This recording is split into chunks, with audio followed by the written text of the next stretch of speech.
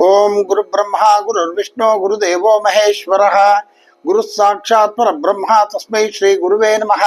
गुरुवे सर्वलोकानां भिषजे भवरोगिणां निधये सर्वविद्यानां दक्षिणामूर्तये नमः। अज्ञानतिमिरान्धस्य ज्ञानाञ्जनशलाकया चक्षुरुन्मीलितं येन तस्मै श्री गुरुवे नमः। शंकरं शंकराचार्यं केशवं बादरायणं सूत्रभाष्यकृतं वन्दे भगवन्तं पुनः पुनः। श्रुतिस्मृतिपुराणानाम् आलयं करुणालयं नमामि भगवत्पादं शंकरं लोकशंकरं सद्गुरुचरणारविन्दाभ्यो नमः। ओम गणानां त्वा गणपतिगं हवामहे कविं कवीनामुपमश्रवस्तमं ज्येष्ठराजं ब्रह्मणान् ब्रह्मणस्पद आनश्टन्वन्नोतिभिस्सेदसादनं श्रीमहागणाधिपतये नमः। प्रणो देवी सरस्वती वाजे एभिर्वाजने एवते धीनाम वित्रवत वाग्देव्यै नमः। कल्याणाद्भुतगात्राय कामितार्थप्रदायिने श्रीमद्वेंकटनाथाय श्रीनिवासाय मंगलम मंगलम कौसलेन्द्राय महनीय गुणात्मने चक्रवर्तितनूजाय सार्वभौमाय मंगलम वेद वेदांत वेद्याय मेघश्यामलमूर्ते हंसामोहन रूपाय पुण्यश्लोकाय मंगलम। इष्ट देवता कुल देवता भूनीला समेत श्रीलक्ष्मी वेंकटेश्वर स्वामी देवता ಚರಣಾರವಿಂದಾಭ್ಯೋ ನಮಃ।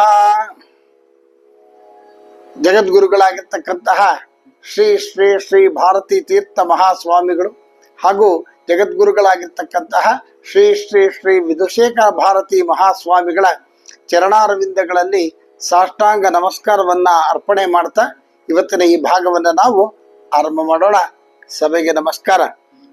ಹೋದ ಒಂದು ಭಾಗದಲ್ಲಿ ನಾವು ಶಿವಮೂರ್ತಿ ಅನ್ನುವಂತಹ ಒಂದು ನಾಮವನ್ನ ಹೇಳಿ ಅನೇಕ ವಿಚಾರಗಳನ್ನ ಹೇಳ್ತಾ ಬಂದಿದ್ವಿ। ವ್ಯಕ್ತಮಂಬ ವಯಂ ಸರ್ವಂ ಅವ್ಯಕ್ತಂ ಮಹೇಶ್ವರಂ ಅನ್ನೋ ಮಾತನ್ನ ಹೇಳ್ತಾ ಶಿವಮೂರ್ತಿಗೂ ತಾಯಿಗೂ ಕೂಡ ಯಾವುದೇ ವಿಧವಾಗಿರ್ತಕ್ಕಂತಹ ಭೇದಗಳಿಲ್ಲ ಅನ್ನುವಂಥ ಮಾತನ್ನ ಹೇಳ್ತಾ ಅನೇಕ ವಿಚಾರಗಳನ್ನು ನಾವು ಹೇಳಿ ನಿಲ್ಲಿಸಿದ್ವಿ। ಇವತ್ತಿನ ಈ ಭಾಗದಲ್ಲಿ ಆರಂಭದಲ್ಲಿ ಶಿವಂಕರಿ ಅನ್ನುವಂತಹ ನಾಮ, ಈ ಒಂದು ಶಿವ ಶಿವ ಶಿವ ಅಂತಕ್ಕಂತಹ ಈ ಎಲ್ಲ ನಾಮಗಳನ್ನು ನಾವು ಪರಿಶೀಲಿಸಿದಾಗ ಇದೆಲ್ಲವೂ ಕೂಡ ಒಂದು ಗುಚ್ಚು, ಒಂದು ಗೊಂಚಲಿನ ತರ ಇದೆ। ಅದ್ಭುತವಾಗಿರ್ತಕ್ಕಂಥ ಪ್ರತಿ ಒಂದು ನಾಮ, ಇಲ್ಲಿ ಶಿವ ಶಂಕರಿಯರಿಗೆ ಯಾವುದೇ ವಿಧವಾಗಿರ್ತಕ್ಕಂಥ ಭೇದ ಇಲ್ಲ, ಒಬ್ರಿಗೊಬ್ರು ಪರಸ್ಪರ ಹೇಗೆ ನೋಡಿ ಕಾಂಪ್ಲಿಮೆಂಟ್ ಅಂತ ಹೇಳಿ, ಹಾಗೆ ಇವರಿಗೆ ಅವರು ಅವರಿಗೆ ಇವರು ಅನ್ನುವಂಥ ಮಾತನ್ನ ಅನೇಕ ವಿಧಗಳಾಗಿ ಅವರು ವರ್ಣಿಸ್ತಾ ಬರ್ತಾ ಇದ್ದಾರೆ। ಇದನ್ನ ಹೇಳ್ತಾ ಇರ್ತಕ್ಕಂಥ ನಾವು ಕೇಳ್ತಾ ಇರ್ತಕ್ಕಂಥ ನೀವು ಎಲ್ಲರೂ ಕೂಡ ಧನ್ಯರು। ಹಾಗೆಂದ್ರೆ ಯಾಕೆಂದ್ರೆ ಆ ಜಗನ್ಮಾತೆಯ ಲೀಲೆಗಳು, ಅವಳಲ್ಲಿರ್ತಕ್ಕಂತಹ ಶಕ್ತಿಯನ್ನ, ಅನೇಕ ವಿಧವಾಗಿರ್ತಕ್ಕಂತಹ ಆ ರೂಪವನ್ನ, ಲಾವಣ್ಯವನ್ನ, ಶಕ್ತಿಯನ್ನ, ಮಂತ್ರ ತಂತ್ರ ಇತ್ಯಾದಿಗಳನ್ನ ನಾವು ಅನೇಕ ವಿಧಗಳಾಗಿರ್ತಕ್ಕಂತಹ ರೂಪದಲ್ಲಿ ವಿಶೇಷವಾಗಿ ನಾವು ಈ ನಾಮಗಳ ಮೂಲಕ ಲಲಿತಾ ಸಹಸ್ರನಾಮವನ್ನು ನಾವು ತಿಳ್ಕೊತಾ ಬಂದಿದ್ದೀವಿ। ಲಲಿತಾ ಸಹಸ್ರನಾಮ ಅಂತಂದಾಗ ನಾವು ಇದೆಲ್ಲ ವಿಸ್ತಾರವಾಗಿ ತಿಳ್ಕೊತಾ ಇದ್ದಾಗ ನಮ್ಗೆ ಏನ್ ಅನ್ನಿಸ್ತಾ ಇದೆ ಅಂತಂದ್ರೆ ಇದು ಸಾಮಾನ್ಯವಾಗಿರ್ತಕ್ಕಂಥದ್ದಲ್ಲ, ಇದು ಪ್ರತಿಯೊಂದು ಕೂಡ ತಂತ್ರ ಮಂತ್ರ ಯಂತ್ರ ಹಾಗೂ ನಮ್ಮ ಜೀವನಕ್ಕೆ ಬೇಕಾಗಿರ್ತಕ್ಕಂಥ ಅತ್ಯಂತ ಶ್ರೇಷ್ಠವಾಗಿರ್ತಕ್ಕಂತಹ ಮಾರ್ಗದರ್ಶನ, ನಾವು ಹೇಗಿರ್ಬೇಕು, ದೇವಿಯನ್ನ ಹೇಗೆ ಆರಾಧಿಸ್ಬೇಕು, ಅವಳನ್ನ ಒಲಿಸ್ಕೋಬೇಕಾದ್ರೆ ಏನ್ ಮಾಡ್ಬೇಕು ಇತ್ಯಾದಿಗಳನ್ನ ಹಲವಾರು ನಾಮಗಳ ಮೂಲಕ ನಮ್ಗೆ ಅವಳು ತಿಳಿಸ್ಕೊಡ್ತಾ ಇದ್ದಾರೆ ಆ ವಾಗ್ದೇವಿಗಳು। ಹಾಗಾಗಿ ಇವತ್ತಿನ ನಾಮ ಶಿವಂಕರಿ ಅನ್ನೋ ಮಾತನ್ನ, ಎಷ್ಟು ಅದ್ಭುತ! ಯಾರು ದೇವಿಯನ್ನ ಆರಾಧಿಸ್ತಾರೋ, ಯಾರು ದೇವಿಯ ಉಪಾಸಕರಾಗಿರ್ತಾರೋ, ದೇವಿಗೆ ಸಂಪೂರ್ಣವಾಗಿ ತಮ್ಮನ್ನು ತಾವು ಅರ್ಪಣೆ ಮಾಡ್ಕೊಂಡಿರ್ತಾರೋ ಎಲ್ಲವೂ ದೇವಿಯೇ ಅನ್ನೋ ಮಾತನ್ನ ನಾವು ಈಗಾಗಲೇ ಹಲವಾರು ನಾಮಗಳನ್ನ ನಾವು ಹೇಳ್ತಾ ಬಂದ್ಬಿಟ್ವಿ। ಒಂದು 410 411 ನಾಮಗಳನ್ನ ಈಗಾಗಲೇ ಹೇಳಿದೀವಿ। ಆ ನಾಮಗಳಲ್ಲಿ ಎಲ್ಲವೂ ಕೂಡ ಅವಳೇ ಅನ್ನೋ ಮಾತನ್ನ ಹೇಳ್ತಾ ಬಂದ್ವಿ। ಹಾಗಾಗಿ ಆ ಎಲ್ಲ ಶಕ್ತಿಯೂ ಕೂಡ ನೀನೇ ತಾಯಿ, ನನ್ನಲ್ಲಿರ್ತಕ್ಕಂಥ ಜ್ಯೋತಿ ಸ್ವರೂಪಗಳು ಕೂಡ ನೀನೇ ತಾಯಿ, ನಿನ್ನನ್ನ ನಾನು ಪೂಜಿಸ್ತೇನೆ, ನಿನ್ನನ್ನ ನಾನು ಆರಾಧಿಸ್ತೇನೆ, ನನ್ನಲ್ಲಿರ್ತಕ್ಕಂತಹ ದೋಷಗಳನ್ನ ನಿವಾರಣೆ ಮಾಡು ಅಂತ ಹೇಳಿ ಭಕ್ತಿ ಶ್ರದ್ಧೆಗಳಿಂದ ಯಾರು ಆ ದೇವಿಯನ್ನ ಆರಾಧನೆ ಮಾಡ್ತಾರೋ ಅಂತಹ ಪ್ರತಿಯೊಬ್ಬರಿಗೂ ಕೂಡ ದೇವಿ ಯಾವುದೇ ವಿಧವಾಗಿರ್ತಕ್ಕಂತಹ ತಾರತಮ್ಯ ಇಲ್ಲದೆ ಅನುಗ್ರಹಿಸ್ತಾರೆ ಅನ್ನೋ ಮಾತನ್ನ ಹೇಳ್ತಾ, ಈ ಒಂದು ಶಿವಂಕರಿ ಅನ್ನುವಾಗ ತಾಯಿ ಭಕ್ತರಿಗೆ ಕೊಡ್ತಕ್ಕಂತಹ ಅನುಗ್ರಹ ಅನ್ನೋ ಮಾತನ್ನ ಇಲ್ಲಿ ಹೇಳ್ತಾ ಇದ್ದಾರೆ। ಶಿವ ಅಂದ್ರೇನು ನಾವೀಗಾಗ್ಲೇ ಹೇಳಿದ್ವಿ, ಶುಭ ಮಂಗಳ ಮೋಕ್ಷ ಅಂತಕ್ಕಂಥದ್ದು। ಹಾಗಾಗಿ ಈ ಎಲ್ಲವನ್ನೂ ಕೂಡ ಕರುಣಿಸ್ತಕ್ಕಂತಹ ಆ ಜಗನ್ಮಾತೆ ಶಿವಂಕರಿ. ಮುಂದಿನ ನಾಮ ಶಿವಪ್ರಿಯ. ಇಲ್ಲಿ ಶಿವನನ್ನ ಕಂಡರೆ ಪ್ರೀತಿ ಅನ್ನುವಂತಹ ಒಂದು ಮಾತು. ಹಾಗೆ ಯಾರಿಗೆ ಶಿವನನ್ನ ಕಂಡರೆ ಪ್ರೀತಿಯೋ ಅವಳೇ ತಾಯಿ ಜಗನ್ಮಾತೆ ಅನ್ನೋ ಮಾತನ್ನ. ಹಾಗಾಗಿ ಈ ಒಂದು ಈ ಕಡೆಯಿಂದ ಹೇಳಿದ್ರು ಅದೇನೆ, ಆ ಕಡೆಯಿಂದ ಹೇಳಿದ್ರು ಅದೇನೆ. ಶಿವನಿಗೆ ಕಂಡರೆ ಪ್ರೀತಿ ಅಥವಾ ಯಾರಿಗೆ ಶಿವನನ್ನ ಕಂಡ್ರೆ ಪ್ರೀತಿನೋ ಅವಳು ಶಿವಪ್ರಿಯ ಅಂತ ಹೇಳಿ. ಇದಕ್ಕೊಂದು ಸಣ್ಣ ವಾಕ್ಯ ಏನ್ ಹೇಳುತ್ತೆ ಅಂದ್ರೆ ಶಿವಪ್ರಿಯೋ ಯಸ್ಯ ಸಾ ಅಂತ ಹೇಳ್ತಾ ಇದೆ. ಮುಂದಿನ ನಾಮ ಶಿವಪರ ಅಂತ. ನೋಡಿ, ಈ ಸೃಷ್ಟಿಯಲ್ಲಿ ಶಿವನೇ ಅತ್ಯಂತ ಉತ್ಕೃಷ್ಟ ಅನ್ನುವಂತಹ ಅತ್ಯಂತ ಶ್ರೇಷ್ಠವಾದ ಭಾವನೆಯನ್ನು ಹೊಂದಿರತಕ್ಕಂತಹ ಆ ತಾಯಿ ಶಿವಪರ. ಯಾಕೆಂದ್ರೆ ಅವಳು ಭಾವಿಸ್ತಾ ಇದ್ದಾಳೆ. ನಾವು ಹೇಳಿದ್ವಿ ಭಾವನಾ ಗಮ್ಯ, ಯಾರು ದೇವಿಯನ್ನ ಭಾವಿಸ್ತಾರೋ ಅವರಿಗೆ ಅವಳು ದೊರಕ್ತಾಳೆ ಅಂತ. ಹಾಗಾಗಿ ಈ ಶಿವನನ್ನ ಜಗನ್ಮಾತೆ ಅವನೇ ಉತ್ಕೃಷ್ಟ ಅನ್ನೋದನ್ನ ಅವಳು ಭಾವಿಸ್ತಾ ಇರೋದ್ರಿಂದ ಅವಳು ಶಿವಪರ. ಆಮೇಲೆ ಅವಳು ಶಿವನನ್ನ ಬೋಧಿಸ್ತಾ ಇದ್ದಾಳೆ. ಏನು ಅಂದ್ರೆ ಶಿವನ ಜ್ಞಾನ, ಶಿವನ ತತ್ವ ಇವೆಲ್ಲವನ್ನು ಕೂಡ ಆ ಜಗನ್ಮಾತೆ ತಿಳಿಸ್ಕೊಡ್ತಾ ಇರೋದ್ರಿಂದ ಶಿವಪರ ಅಂತ. ನೋಡಿ, ಇನ್ನೊಂದು ವಾಕ್ಯ ಏನರ್ತೆ ಅಂದ್ರೆ ಶಿವ ಪ್ರತಿಪಾದಕತ್ವಾದ್ವಾ ಶಿವಪರಹ ಅಂತ ಹೇಳ್ತಾರೆ. ಅಂದ್ರೆ ಶಿವನಿಂದ ದೇವಿ ತಂತ್ರಾದಿ ವಿಚಾರಗಳು ಪ್ರತಿಪಾದಿಸಲ್ಪಡ್ತಾ ಇರೋದ್ರಿಂದ ಆಕೆ ಶಿವಪರಳು ಅಂತ. ಇದಕ್ಕೆ ನಾವು ಒಂದು ಹೇಳ್ತೀವಿ, ಒಂದ್ಸತಿ ಹಿಂದೆ ನಾವು ಈ ಲಲಿತಾ ಸಹಸ್ರನಾಮ ಆರಂಭ ಮಾಡೋ ಸಂದರ್ಭದಲ್ಲಿ ಹೇಳಿದ್ವಿ, ಜಗನ್ಮಾತೆನು ಪರಮೇಶ್ವರ ಇಬ್ರು ಕೂಡ ಪಗಡೆ ಆಡ್ತಾರೆ, ಒಂದು ಪಂದ್ಯವನ್ನ ಇಟ್ಕೋತಾರೆ. ಅಕಸ್ಮಾತ್ ಏನಾದ್ರು ಪರಮೇಶ್ವರ ಸೋತ್ರೆ ಜಗನ್ಮಾತೆ ಕೇಳ್ತಕ್ಕಂಥ ಪ್ರಶ್ನೆಗಳಿಗೆಲ್ಲವನ್ನೂ ಕೂಡ ಉತ್ತರ ಕೊಡಬೇಕು, ಸಮಾಧಾನ ಕೊಡಬೇಕು ಅಂತ. ಹಾಗಾದ್ರೆ ಜಗನ್ಮಾತೆ ಕೇಳ್ತಕ್ಕಂಥ ಪ್ರಶ್ನೆ ಹಾಗೆ ಹೀಗೆ ಇರೋದೇ ಇಲ್ಲ. ಲೋಕಕ್ಕೆ ಹಿತವಾಗಿರ್ತಕ್ಕಂಥದ್ದು, ಲೋಕೋದ್ಧಾರ ಆಗ್ತಕ್ಕಂತಹ ವಿಚಾರಗಳು, ಭಕ್ತರ ಉದ್ಧಾರ ಆಗ್ತಕ್ಕಂಥ ವಿಚಾರಗಳನ್ನ ಕೇಳ್ತಾಳೆ, ಅದಕ್ಕೆ ಸಮಂಜಸವಾಗಿರ್ತಕ್ಕಂಥ ಉತ್ತರ ಕೊಡ್ಬೇಕು ಅಂತ ಹೇಳಿ. ಹಾಗಾಗಿ ಈ ಶಿವನಿಂದ ದೇವಿ ತಂತ್ರಾದಿ ವಿಚಾರಗಳನ್ನ ಪ್ರತಿಪಾದಿತವಾಗಿರ್ತಕ್ಕಂತಹ ಆ ಮಾಡ್ತಕ್ಕಂತಹ ವಿಚಾರವನ್ನು ಮಾಡ್ತಕ್ಕಂಥವಳು. ಹಾಗಾಗಿ ಅವಳು ಶಿವಪರಳು ಅಂತ ಹೇಳಿ. ಮುಂದಿನ ನಾಮ ಶಿಷ್ಟೇಷ್ಟ. ಬಹಳ ಅದ್ಭುತವಾಗಿರ್ತಕ್ಕಂಥ ನಾಮ ರೀ ಇದು. ಯಾಕೆಂತಂದ್ರೆ ಶಿಷ್ಟರು ಅಂದ್ರೆ ಯಾರು ಅನ್ನೋದನ್ನ ನಾವು ಮೊದಲು ತಿಳ್ಕೋಬೇಕು. ಇಲ್ಲಿ ಶಿಷ್ಟಾನಿ ಅಂತಂದ್ರೆ ಶಾಸ್ತ್ರವಿಹಿತ ಕರ್ಮಗಳು. ನಾವು ಹಿಂದೆನೆ ಹೇಳಿದ್ವಿ, ಏನಂತ ಹೇಳಿದ್ವಿ ಅಂತಂದ್ರೆ ಧರ್ಮ ಅಂದ್ರೆ ಏನು ಅಂತಂದ್ರೆ ಶಾಸ್ತ್ರಗಳು ಒಬ್ಬ ಮನುಷ್ಯನಾಗಿ ಹುಟ್ಟದ ಮೇಲೆ ಈ ಕಾರ್ಯಗಳನ್ನ ಮಾಡಬೇಕು, ಇದನ್ನು ಮಾಡಬೇಕು ಅಂತ ಹೇಳಿ ಒಂದು ರೂಲ್ಸ್, ಒಂದು ವಿಷಯಗಳನ್ನ ಹೇಳಿದೆ. ಆ ಎಲ್ಲ ವಿಷಯಗಳನ್ನು ಕೂಡ ತಪ್ಪದೆ ಪಾಲಿಸ್ತಕ್ಕಂಥವನ್ನ ಅಂದ್ರೆ ಶಾಸ್ತ್ರಗಳು ವಿಹಿತ ಮಾಡಿರ್ತಕ್ಕಂಥದ್ದು, ಶಾಸ್ತ್ರಗಳು ಹೀಗೆ ಮಾಡಿ ಅಂತ ಹೇಳಿರ್ತಕ್ಕಂಥದ್ದನ್ನ ಪಾಲಿಸ್ತಕ್ಕಂಥದ್ದು ಧರ್ಮ. ಹಾಗೆ ಆ ಧರ್ಮವನ್ನ ಪಾಲಿಸ್ತಕ್ಕಂಥವರು ಶಿಷ್ಟರು ಅಂತ ಹೇಳ್ತಾರೆ. ಈಗ ಇದೇನಾಗತ್ತೆ, ಯಾರು ಆ ಶಾಸ್ತ್ರವಿಹಿತವಾಗಿರ್ತಕ್ಕಂಥದ್ದನ್ನ ಪಾಲಿಸದೆ ಶಾಸ್ತ್ರಕ್ಕೆ ವಿರುದ್ಧವಾದ ರೀತಿಯಲ್ಲಿ ಅವ್ರು ಹೋಗ್ತಾ ಇದ್ದಾರೆ ಅನ್ನೋದಾದ್ರೆ ಅದು ಅಧರ್ಮ ಅನ್ನೋದನ್ನ ನಾವು ಹೇಳಿದ್ವಿ. ಇಲ್ಲಿ ಶಿಷ್ಟಾನಿ ಅಂತಂದ್ರೆ ಶಾಸ್ತ್ರ ವಿಹಿತವಾಗಿರ್ತಕ್ಕಂತಹ ಕರ್ಮಗಳು ಅಂತ. ಇದನ್ನ ಯಾರು ಅನುಸರಿಸ್ತಾರೋ, ಶಾಸ್ತ್ರ ವಿಹಿತವಾಗಿರ್ತಕ್ಕಂಥದ್ದನ್ನ ಯಾರು ಅನುಸರಿಸ್ತಾರೋ ಅಂತಹವರನ್ನ ಕಂಡರೆ ಜಗನ್ಮಾತೆಗೆ ಪ್ರೀತಿ. ಅತ್ಯಂತ ಬೇಗವಾಗಿ ಅವಳು ಒಲಿತಾಳೆ, ಅವರಿಗೆ ಆಶೀರ್ವಾದವನ್ನು ಮಾಡ್ತಾಳೆ. ಹಾಗಾಗಿ ಆಕೆ ಶಿಷ್ಟೇಷ್ಟ ಅಂತ. ಶಾಸ್ತ್ರದಲ್ಲಿ ಇನ್ನೊಂದೇನಂತಂದ್ರೆ ಹೇಳ್ದೆ ನಾನೀಗ, ಶಿಷ್ಟರು ಅಂದ್ರೆ ಯಾರು? ಶಾಸ್ತ್ರ ವಿಹಿತವಾಗಿರ್ತಕ್ಕಂಥದ್ದನ್ನ ಅನುಸರಿಸ್ತಕ್ಕಂಥವ್ರು ಶಿಷ್ಟರು ಅಂತ ಹೇಳಿ. ಇಲ್ಲಿ ಯಾರು ಸತ್ಸಂಪ್ರದಾಯವಂತರೋ ಅವರು ಭಗವಂತರಿಗೆ ತುಂಬಾ ಪ್ರೀತಿಯಾಗಿರ್ತಾರೆ.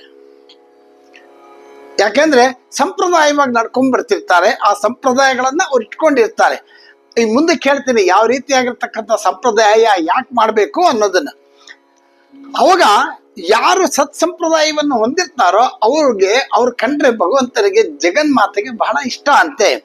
ಈ ಸತ್ಸಂಪ್ರದಾಯ ಹೊಂದೋದು ಹೇಗೆ ಅಂತಂತಂದ್ರೆ ಅವನಿಗೆ ಮುಂಚೆನೆ ಶಿಷ್ಟಾಚಾರವಂತನಾಗಿರ್ಬೇಕು.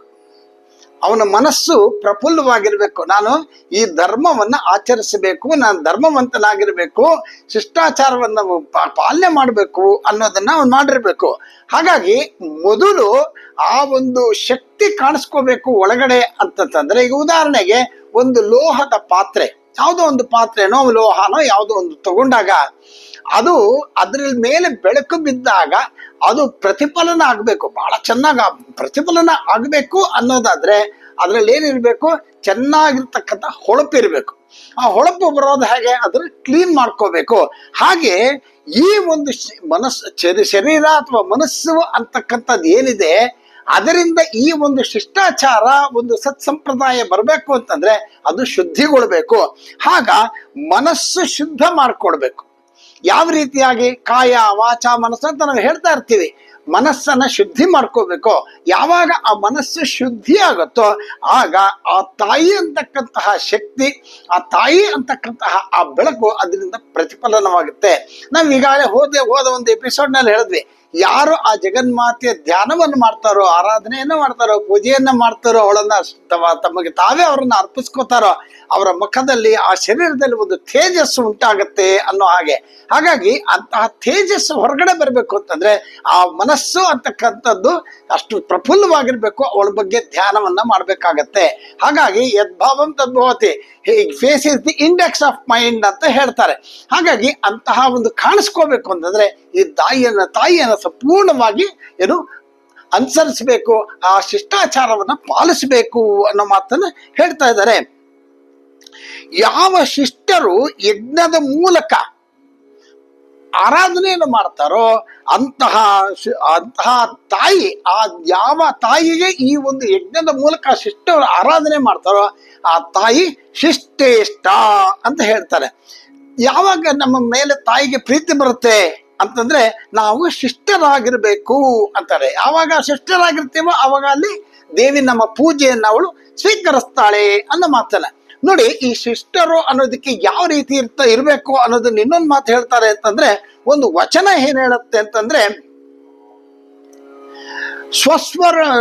ಸ್ವಸ್ವರ್ಣಾಶ್ರಮದ್ವಯಂ ಧರ್ಮೈಃ ಸಮ್ಯಕ್ ಭಗವದರ್ಪಿತೈಃ ಯತ್ಪೂಜನಂ ನ ತದ್ಗಂಧ ಮಾಲ್ಯಾದೀನಾಂ ಸಮರ್ಪಣೈಹಿ ಅಂತಾರೆ. ಅಂದ್ರೆ ತಮ್ಮ ತಮ್ಮ ವರ್ಣಾಶ್ರಮಗಳು ನೋಡಿ, ನಾ ಪ್ರತಿ ಸರ್ತಿ ಹೇಳ್ತೀನಿ, ಯಾರು ಯಾವ ವರ್ಣಾಶ್ರಮದಲ್ಲಿ ಇದ್ದಾರೋ ಅವರು ಆಯಾ ವರ್ಣಾಶ್ರಮದಲ್ಲಿರ್ತಕ್ಕಂತಹ ಧರ್ಮವನ್ನ, ಆಚಾರಗಳನ್ನ ತಪ್ಪದೆ ಪಾಲಿಸಬೇಕು.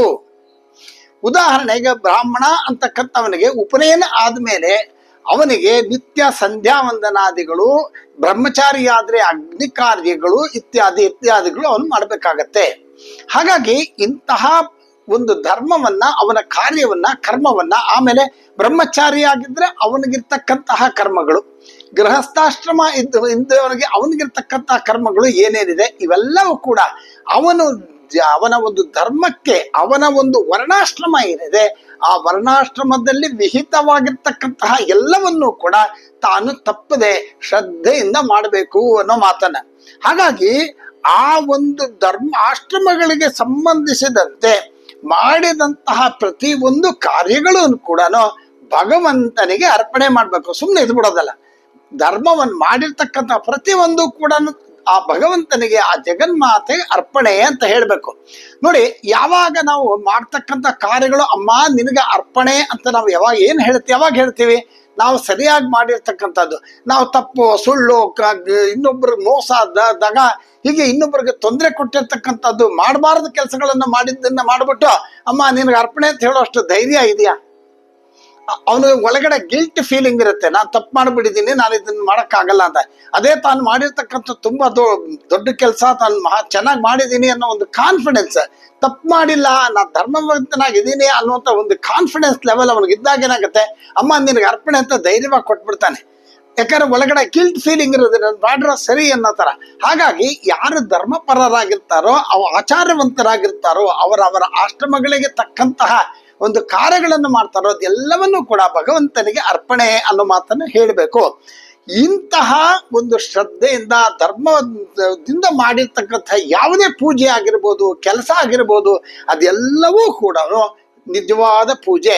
ಅದಕ್ಕೆ ಬಿಟ್ಬಿಟ್ಟು ಮಾಡಬಾರ್ದು ಕೆಲಸಗಳನ್ನೆಲ್ಲ ಮಾಡ್ತಾ ಈ ಕೆಲಸ ಮಾಡಬಾರ್ದು, ಅಧರ್ಮಗಳನ್ನೆಲ್ಲ ಮಾಡ್ತಾ ಇರೋದು, ಈ ಕೆಲಸ ಮಾಡಬಾರ್ದು ಆ ಕೆಲಸ ಮಾಡಬಾರ್ದು ಕೆಲಸಗಳನ್ನ ಮಾಡಿ ಆಮೇಲಿಂದ ಸಾಯಂಕಾಲ ಬೆಳಗ್ಗೆನ ಹೋಗಿ ದೊಡ್ಡ ಒಂದು ಹೂವಿನ ಹಾರ ಗಂಧ ಏನ್ ಸಿಕ್ಕದನ್ನ ತಗೊಂಡೋಗಿ ಅರ್ಪಣೆ ಮಾಡ್ಬಿಡೋದು. ಇದು ನಿಜವಾದ ಪೂಜೆ ಅಲ್ಲ ಅನ್ನೋದನ್ನ ಈ ಶ್ಲೋಕದ ವಾಕ್ಯದ ಮೂಲಕ ಹೇಳ್ತಾ ಇದ್ದಾರೆ. ಹಾಗಾಗಿ ಅವರವರ ಆಶ್ರಮಕ್ಕೆ ಉಚಿತವಾಗಿರ್ತಕ್ಕಂತಹ ಸದಾಚಾರಗಳಿಂದ ಅದು ಧರ್ಮ ಪ್ರಕಾಶಿಸುತ್ತೆ ಅನ್ನೋ ಮಾಡ್ತಾರೆ. ಹಾಗಾಗಿ ಅಂತಹ ಧರ್ಮದ ಸ್ವಾಮಿಯಾಗಿರ್ತಕ್ಕಂಥವನು ಯಾರು? ಪರಮಾತ್ಮನಾಗಿರ್ತಕ್ಕಂತಹ ಶ್ರೀಕೃಷ್ಣ. ಅವನು ಮಹಾಭಾರತ ಮತ್ತೆ ಬೃಹನ್ನಾರದೀಯ ಗ್ರಂಥಗಳಲ್ಲಿ ಏನು ಹೇಳಿದೆ ಅಂತಂದ್ರೆ, ಆಚಾರ ಪ್ರಭವೋ ಧರ್ಮ ಧರ್ಮಸ್ಯ ಪ್ರಭುರಚ್ಯುತಃ ಅಂತ. ಹಾಗಾಗಿ ಇಲ್ಲಿ ಯಾರು ಧರ್ಮವನ್ನ ಆಚಾರ ಮಾಡ್ತಾರೋ, ಧರ್ಮವನ್ನ ಮಾಡ್ತಾರೋ ಅಂತವ್ರು ಶಿಷ್ಟರು. ಅಂತಹ ಶಿಷ್ಟರನ್ನ ಕಂಡರೆ ಜಗನ್ಮಾತೆಗೆ ಬಹಳ ಪ್ರೀತಿ ಅನ್ನೋ ಮಾತನ್ನ ಇಲ್ಲಿ ಹೇಳ್ತಾ ಇದ್ದಾರೆ. ಹಾಗಾಗಿ ಅವಳು ಶಿಷ್ಟೇಷ್ಟ ಅನ್ನೋ ಮಾತನ್ನ. ಮುಂದಿನ ನಾಮ ಶಿಷ್ಟ ಪೂಜಿತ. ನೋಡಿ, ಈಗ ನಾವು ಹೇಳಿದ್ವಿ ಯಾರು ಶಿಷ್ಟರು ಅನ್ನೋ ಮಾತನ್ನ ಹೇಳಿದ್ವಿ. ಅಂತಹ ಶಿಷ್ಟರಿಂದ ಪೂಜಿಸಲ್ಪಡ್ತಕ್ಕಂತಹ ಆ ಜಗನ್ಮಾತೆ ಶಿಷ್ಟ ಪೂಜಿತ. ಹಾಗಾಗಿ ಶಿಷ್ಟರು ಮಾಡ್ತಕ್ಕಂತಹ ಪೂಜೆಗಳು, ಅವರ ನಡೆಸ್ಕೊಳ್ತಕ್ಕಂತಹ ರೀತಿ ಪ್ರತಿಯೊಂದು ಕೂಡ ಶಾಸ್ತ್ರ ಸಮ್ಮತವಾಗಿರುತ್ತೆ ಅನ್ನೋ ಮಾತನ್ನ ಹೇಳ್ತಾ ಇದ್ದಾರೆ. ಮುಂದಿನ ನಾಮ ಅಪ್ರಮೇಯ. ಅದ್ಭುತವಾಗಿರ್ತಕ್ಕಂಥ ನಾಮರಿ ಇದು. ಪ್ರಮೇಯ ಅಂತಂದ್ರೆ ಅಂದ್ರೇನು? ಅಳೆಯೋದಕ್ಕೆ ಸಾಧ್ಯವಾಗಿರ್ತಕ್ಕಂಥದ್ದು, ಮೆಷರ್ ಮಾಡೋದಕ್ಕೆ ಸಾಧ್ಯವಾಗ್ತಕ್ಕಂಥದ್ದು ಪ್ರಮೇಯ. ಅಪ್ರಮೇಯ ಅಂದ್ರೆ ಮೆಷರ್ಮೆಂಟ್, ನಾವು ಅದನ್ನ ಅಳೆಯೋದಕ್ಕೆ ಸಾಧ್ಯ ಇಲ್ಲದೆ ಇರ್ತಕ್ಕಂಥದ್ದು. ಅಂದ್ರೆ ಜಗನ್ಮಾತೆಯನ್ನ ಯಾವ ರೀತಿಯಲ್ಲಿ ಮೆಷರ್ಮೆಂಟ್ ಯಾವ್ದಾದ್ರು ಒಂದು ಅದಕ್ಕೆ ಈಕ್ವಲ್ ಆಗಿದ್ರೆ ಇದಕ್ಕೆ ಇದು ಇಷ್ಟಿಷ್ಟು ಅಂತ ಹೇಳ್ಬೋದು. ಆದ್ರೆ ಜಗನ್ಮಾತೆಗೆ ಯಾವುದೇ ವಿಧವಾಗಿರ್ತಕ್ಕಂತಹ ಅಳತೆ ಇಲ್ಲ ಅನ್ನೋ ರೀತಿಯಲ್ಲಿ ಇಲ್ಲಿ ಅಳತೆಗೆ ಸಿಗದೆ ಇರ್ತಕ್ಕಂಥವಳು ಅನ್ನೋ ಮಾತನ್ನು ಹೇಳ್ತಾ ಇರೋದು ಅಪ್ರಮೇಯ ಅಂತ. ಇಲ್ಲಿ ಪ್ರಮೇಯ ಅನ್ನೋದಕ್ಕೆ ಇನ್ನೊಂದು ವಿಚಾರ ಏನ್ ಹೇಳುತ್ತೆ ಅಂತಂದ್ರೆ, ಯಾರಿಗೆ ಪರಿಮಿತಿ ಇದೆಯೋ ಅದು ಪ್ರಮೇಯ. ಪರಿಮಿತಿ ಇದೆ, ಹಾಗಾಗಿ ಅದು ಪ್ರಮೇಯ. ಯಾರಿಗೆ ಪರಿಮಿತಿ ಇಲ್ವೋ ಅವಳು ಅಪ್ರಮೇಯ. ಜಗನ್ಮಾತೆಗೆ ಯಾವುದೇ ಪರಿಮಿತಿ, ಲಿಮಿಟೇಷನ್ಸ್ ಅಂತ ಯಾವುದೇ ವಿಧವಾಗಿರ್ತಕ್ಕಂತಹ ಲಿಮಿಟೇಷನ್ಸ್ ಆ ಜಗನ್ಮಾತೆಗೆ ಇಲ್ಲದೆ ಇರೋದ್ರಿಂದ ಆಕೆ ಅಪ್ರಮೇಯ. ಸತ್ಯಂ ಜ್ಞಾನಂ ಅನಂತಂ ಬ್ರಹ್ಮ ಅಂತ. ನೋಡಿ, ಪ್ರತಿಯೊಂದು ಕೂಡ ನಮ್ಮಲ್ಲಿ ಇಲ್ಲದೆ ಇರ್ತಕ್ಕಂಥದ್ದೇ ಇಲ್ಲ ರೀ. ವಿಶೇಷವಾಗಿ ನಾವು ವೇದಗಳನ್ನ ಆ ಪ್ರತಿಯೊಂದನ್ನ ನಿಧಾನವಾಗಿ ಹೇಳ್ತಾ ಇದ್ದಾಗ, ಅದು ಓದ್ತಾ ಇದ್ದಾಗ, ಅರ್ಥಗಳನ್ನು ತಿಳ್ಕೊಂಡಾಗ ಏನಾಗುತ್ತೆ, ಒಂದು ವಿಧವಾಗಿರ್ತಕ್ಕಂಥ ಜ್ಞಾನ ಇದೆಲ್ಲ ಇದೆಯಾ ಅನ್ನೋ ಮಾತನ್ನ ಬಹಳ ಆಶ್ಚರ್ಯ ಆಗುತ್ತೆ. ಹಾಗಾಗಿ ಇಂತಹ ಮಾನವ ಜನ್ಮವನ್ನು ಪಡೆದ ನಾವೇ ಧನ್ಯರು. ಯಾಕಂತಂದ್ರೆ ಇಂತಹ ವಿಚಾರಗಳನ್ನ ತಿಳ್ಕೊಳೋದಿಕ್ಕೆ ಒಂದು ಸದಾವಕಾಶವನ್ನ ಆ ಜಗನ್ಮಾತೆ ಮಾಡಿಕೊಟ್ಟಿದ್ದಾಳೆ. ಸಾಧ್ಯವಾದಷ್ಟು ಕೂಡ ನಮ್ಗಿರ್ತಕ್ಕಂಥ ಲಿಮಿಟೆಡ್ ಆ ಒಂದು ಆಯಸ್ಸಿನಲ್ಲಿ ಸಾಧ್ಯವಾದಷ್ಟು ಇದನ್ನೆಲ್ಲ ನಾವು ಅಟ್ಲೀಸ್ಟ್ ಸ್ವಲ್ಪ ಭಾಗನಾದ್ರೂ ತಿಳ್ಕೊಳ್ಳೋದಕ್ಕೆ ಪ್ರಯತ್ನ ಪಡಬೇಕು. ಯಾಕಂದ್ರೆ ನಾವು ಮಾಡಿರ್ತಕ್ಕಂಥ ಪಾಪ ಕರ್ಮಗಳಿಂದ ನಾವು ಈ ಜನ್ಮದಲ್ಲಿ ಹುಟ್ಟಿದೀವಿ. ಈ ಜನ್ಮದಲ್ಲಿ ಅವಕಾಶ ಮಾಡಿರ್ತಕ್ಕಂಥ ಹಿಂದಿನ ಜನ್ಮಗಳಲ್ಲಿ ಮಾಡಿರ್ತಕ್ಕಂಥ ಪಾಪಗಳನ್ನ ಕಳ್ಕೊಳ್ಳೋದಕ್ಕೆ ಸದಾವಕಾಶ. ಹಾಗಾಗಿ ಇಂತಹ ಒಂದು ಒಳ್ಳೊಳ್ಳೆಯ ರೀತಿಗಳನ್ನು ವೇದದಲ್ಲಿ ಹೇಳಿರ್ತಕ್ಕಂಥದ್ದು, ಹಾಗೆ ಆ ವೇದಗಳನ್ನು ಅಭ್ಯಾಸ ಮಾಡಿ ಅದರ ಮೂಲಕ ಅನೇಕ ವಿಚಾರಗಳನ್ನು ಹೇಳ್ತಕ್ಕಂತಹ ಅನೇಕ ಮಹಾನುಭಾವರು ಅವರೆಲ್ಲರಿಗೂ ಕೂಡ ನಾವು ಸಾಷ್ಟಾಂಗ ನಮಸ್ಕಾರವನ್ನು ಅರ್ಪಣೆ ಮಾಡೋಣ. ಅವರು ಕೊಟ್ಟಂತ ಮಾರ್ಗದರ್ಶನದಲ್ಲಿ ನಾವು ಹೋಗಿ ನಾವು ಮಾಡಿರ್ತಕ್ಕಂಥ ಪಾಪಗಳನ್ನ ಕಳ್ಕೊಂತ ಆ ಜಗನ್ಮಾತೆಯ ಒಂದು ಅನುಗ್ರಹಕ್ಕೆ ಪಾತ್ರರಾಗಿ ಆ ಮುಕ್ತಿಯನ್ನು ಪಡೆಯೋದಕ್ಕೆ ಒಂದು ಮಾರ್ಗ ಅನ್ನೋ ಮಾತನ್ನು ಹೇಳ್ತಾ ಇಲ್ಲಿ ಉಪನಿಷತ್ ವಾಕ್ಯ ಏನ್ ಹೇಳ್ತಾ ಇದೆ? ಸತ್ಯಂ ಜ್ಞಾನಂ ಅನಂತಂ ಬ್ರಹ್ಮ ಅಂತ. ಅನಂತ ಅನ್ನೋ ಶಬ್ದಕ್ಕೆ ಏನರ್ಥ? ಅಳತೆ ಇಲ್ಲದೆ ಇರ್ತಕ್ಕಂಥದ್ದು, ಯಾವುದೇ ವಿಧವಾಗಿರ್ತಕ್ಕಂಥ ಮೆಜರ್ಮೆಂಟ್ ಇಲ್ಲ ಅಂತ. ವಿಷ್ಣು ಸಹಸ್ರನಾಮದಲ್ಲಿ ಹೇಳ್ತಾರೆ ಅಪ್ರಮೇಯೋ ಸಪ್ರಕಾಶೋ ಮನೋವಾಚಾಮ ಗೋಚರ ಅಂತ. ನೋಡಿ, ಎಲ್ಲೇ ನೋಡಿ ಅದೇ ಹೇಳ್ತಾ ಇರ್ತಾರೆ. ಹಾಗಾಗಿ ನಾವು ಪರಿಮಿತಿ ಇರತಕ್ಕಂಥವ್ರು, ಉಪಾಧಿಗಳು, ನಾವು ಪರಿಮಿತಿ ಇರ್ತಕ್ಕಂಥವರು.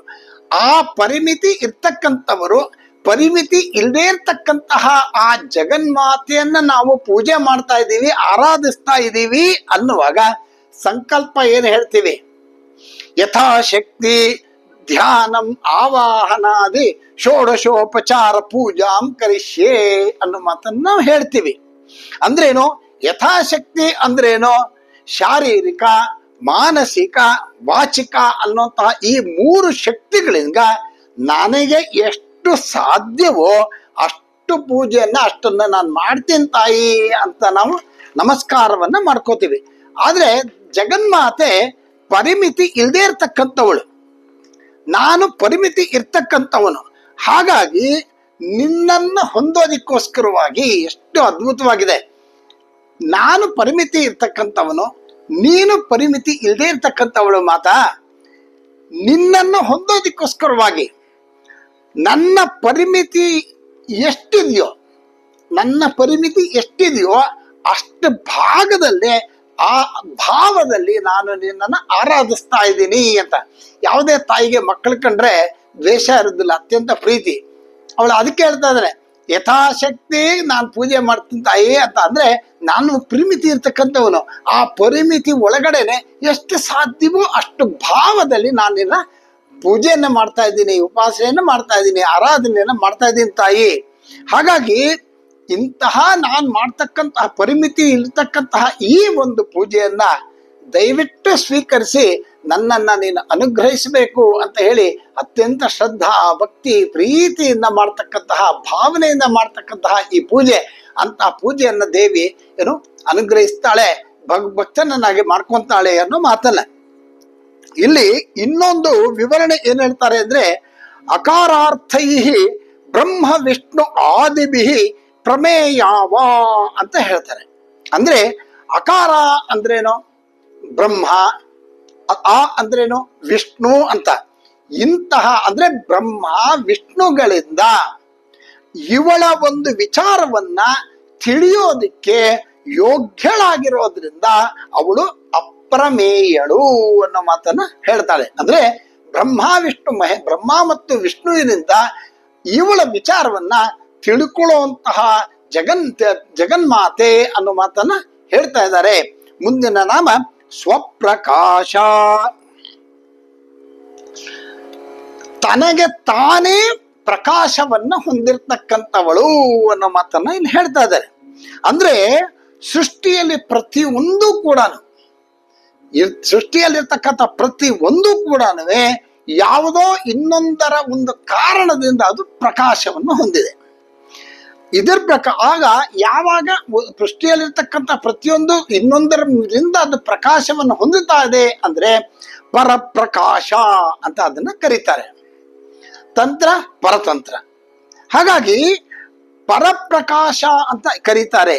ತನಗೆ ತಾನೇ ಪ್ರಕಾಶ ಇದ್ರೆ ಯಾವುದರಿಂದಲೂ ಕೂಡ ಪ್ರಕಾಶವನ್ನ ಪಡೆಯದೆ ತನ್ನಲ್ಲೇ ಇರ್ತಕ್ಕಂಥ ಶಕ್ತಿಯಿಂದ ಆ ಪ್ರಕಾಶವನ್ನು ಹೊಂದಿದ್ರೆ ಅದು ಸ್ವಯಂ ಪ್ರಕಾಶ ಅಂತ.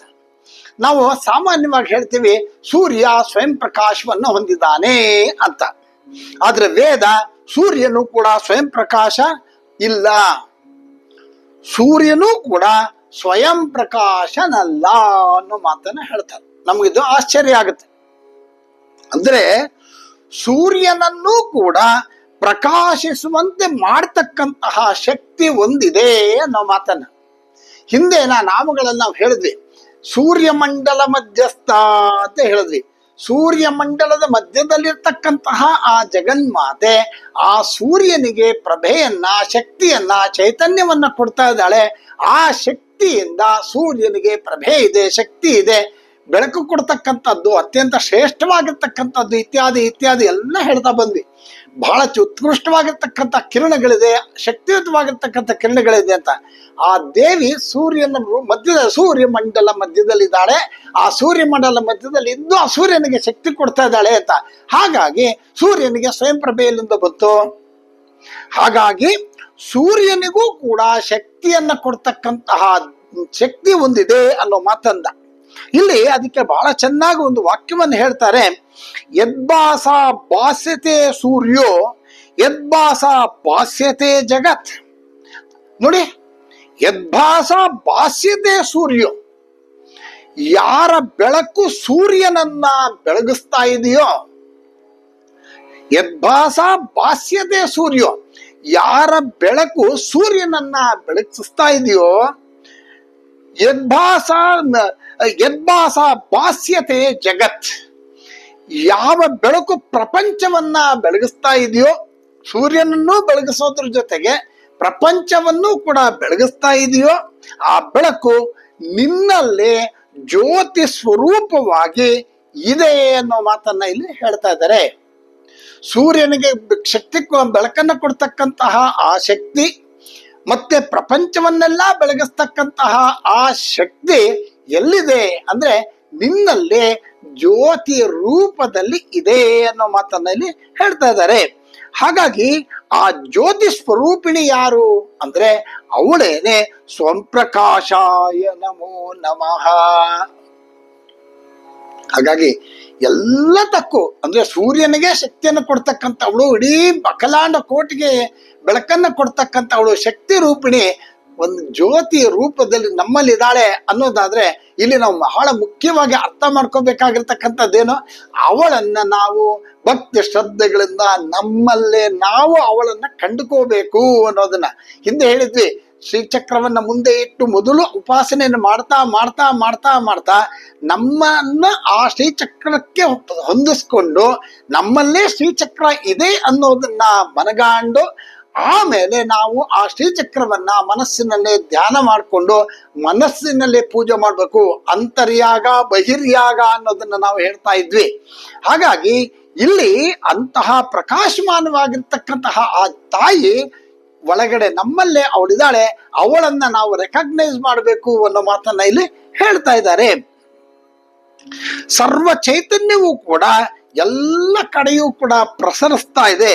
ಅದಕ್ಕೆ ಚೈತನ್ಯಸ್ಯ ನ ದೃಶ್ಯತ್ವಂ ದೃಶ್ಯತೆ ಜಡಮೇವ ತತ್ ಅಂತ ಕರೀತಾರೆ. ಅಂದ್ರೆ ಸ್ವಪ್ರಕಾಶಂ ಚ ಚೈತನ್ಯನ್ ಅಪರೇಣ ಪ್ರಕಾಶಿತಂ ಅಂತ ಈ ವಾಕ್ಯವನ್ನು ಹೇಳ್ತಾ ಇದ್ದಾರೆ. ಚೈತನ್ಯಕ್ಕೂ ಜಡತ್ವಕ್ಕೂ ಏನ್ ವ್ಯತ್ಯಾಸ ಅಂದ್ರೆ ನೋಡಿ, ಒಂದು ವಾಕ್ಯದಲ್ಲಿ ಇದರ ಬಹಳ ಚೆನ್ನಾಗಿ ವಿವರಣೆ ಕೊಟ್ಬಿಟ್ಟಿದ್ದಾರೆ. ನಾವು ನೋಡ್ತಕ್ಕಂಥದ್ದು ಎಲ್ಲವೂ ಕೂಡ ಜಡ. ನಾವು ನಮ್ಮ ಶರೀರ ನೋಡ್ಕೋತೀವಿ ಅಂದ್ರೆ ಅದು ಜಡ.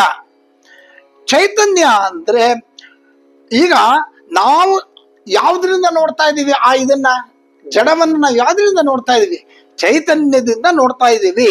ಹಾಗಾಗಿ ನಾವು ನೋಡ್ತಾ ಇರ್ತಕ್ಕಂಥದ್ದು ಜಡ, ನೋಡ್ತಿರ್ತಕ್ಕಂಥದ್ದು ಯಾವುದು ಅಂತಂದ್ರೆ ಚೈತನ್ಯ. ಈಗ ನಾವು ನಮ್ಮ ಶರೀರ ನೋಡ್ತಾ ಇದ್ದೀವಿ ಅನ್ನೋದಾದ್ರೆ ಅದು ಜಡ. ಅದನ್ನು ಆ ದೃಶ್ಯವನ್ನೆಲ್ಲ ಈ ನಮ್ಮ ಸುತ್ತಮುತ್ತ ಇರ್ತಕ್ಕಂಥದ್ದು ನಮ್ಮ ಶರೀರವನ್ನು ನೋಡ್ತಿರ್ತಕ್ಕಂಥದ್ದು ಯಾವುದು ಅಂತಂದ್ರೆ ಅದೇ ದೃಕ್. ಹಾಗಾಗಿ ಪ್ರಪಂಚವನ್ನ ನಾವು ಯಾವುದರಿಂದ ನೋಡ್ತಾ ಇದ್ದೀವೋ ಅದು ನಮ್ಮ ಕಣ್ಣು. ಆದ್ರೆ ನಾವು ನಮ್ಮ ಕಣ್ಣನ್ನು ನಾವು ನೋಡ್ಕೊಳ್ಳೋದಕ್ಕೆ ಸಾಧ್ಯ ಇಲ್ಲ. ಹಾಗಂತ ಅಂದ್ಬಿಟ್ಟು ನಾವು ಕಣ್ಣಿಲ್ಲ ಅಂತ ಹೇಳ್ತೀವ? ಇಲ್ಲ. ಯಾವುದು ನಮ್ಮ ಕಣ್ಣಿಗೆ ಕಾಣಿಸ್ತಾ ಇರೋದನ್ನ ನಾವು ಇದೆ ಅಂತ ಒಪ್ಕೋತಿದೀವೋ ಹಾಗೆ ಚೈತನ್ಯಳಾಗಿರ್ತಕ್ಕಂತಹ ಆ ತಾಯಿ ಆ ರೂಪದಲ್ಲಿ ಅವಳು ಕೂತಿದ್ದಾಳೆ. ಹಾಗಾಗಿ ನಮ್ಮಲ್ಲಿ ತನಗೆ ತಾನೇ ಶಕ್ತಿಯನ್ನು ಕೊಡ್ತಕ್ಕಂತಹ, ತನ್ನಲ್ಲೇ ಇರ್ತಕ್ಕಂತಹ ಒಂದು ಚೈತನ್ಯವನ್ನು ಹೊರಗಡೆ ಕೊಡ್ತಾ ಇರ್ತಕ್ಕಂತಹ ತಾಯಿ ಆಕೆ ಸ್ವಪ್ರಕಾಶ. ಮುಂದಿನ ನಾಮ ಮನೋವಾಚಾಮ ಗೋಚರ. ನೋಡಿ, ಮನಸ್ಸಿಗೂ ಕೂಡ ಮಾತಿಗೂ ಕೂಡ ನಿಲುಕದೆ ಇರ್ತಕ್ಕಂಥವಳು. ಜಗನ್ಮಾತೆಯನ್ನು ಯಾವ ರೀತಿ ಮನಸ್ಸಿನಲ್ಲಿ ಎಕ್ಸ್ಪ್ಲೇನ್ ಮಾಡಕ್ಕಾಗ್ತಾ ಇಲ್ಲ, ಅವಳನ್ನ ಊಹಿಸ್ಕೊಳಕ್ಕಾಗತ್ತಾ ಇಲ್ಲ, ಅಷ್ಟು ಅವಳ ಶಕ್ತಿಯನ್ನು ಅಗಾಧ. ಹಾಗಾಗಿ ಮನಸ್ಸಿನಲ್ಲೂ ಹೇಳಕ್ಕಾಗಲ್ಲ. ಹೋಗ್ಲಿ ಮಾತುಗಳಿಂದಾರು ಹೇಳೋಣ ಆದ್ರೆ ಕಂಪ್ಯಾರಿಸನ್ನೇ ಇಲ್ಲ. ಹಾಗಾಗಿ ಇಂದ್ರಿಯಗಳಿಗಾಗ್ಲಿ ಮನಸ್ಸಿಗಾಗ್ಲಿ ಅವಳು ಗೋಚರಿಸದೆ, ಅವಳಿಗೆ ಎಕ್ಸ್ಪ್ಲೇನ್ ಮಾಡಕ್ ಆಗದೆ ಇರ್ತಕ್ಕಂತಹ ಆ ಜಗನ್ಮಾತೆ ಮನೋವಾಚಾಮ ಗೋಚರ ಅನ್ನೋ ಮಾತನ್ನ ನಾನಿವತ್ತು ಈ ಭಾಗವನ್ನ ನಾನಿಲ್ಲಿ ಮುಗಿಸ್ತೀನಿ. ಮುಂದಿನ ನಾಮ ಚಿಚ್ಚಕ್ತಿ, ಮುಂದೆ ಚೇತನ ರೂಪ, ಇವೆಲ್ಲ ಮುಂದೆ ನಾವು ಹೇಳ್ತಾ ಹೋಗೋಣ. ಅದ್ಭುತವಾಗಿರ್ತಕ್ಕಂಥ ನಾಮಗಳು. ಪ್ರತಿಯೊಬ್ಬರಿಗೂ ಕೂಡ ಆ ಜಗನ್ಮಾತೆ ಅನುಗ್ರಹದಿಂದ ಶುಭವಾಗ್ಲಿ ಅಂತ ಪ್ರಾರ್ಥನೆಯನ್ನು ಮಾಡ್ತಾ ನಾನು ಈ ಭಾಗವನ್ನ ಮುಗಿಸ್ತೀನಿ. ಎಲ್ರಿಗೂ ಶುಭವಾಗಲಿ. ನಮಸ್ಕಾರ.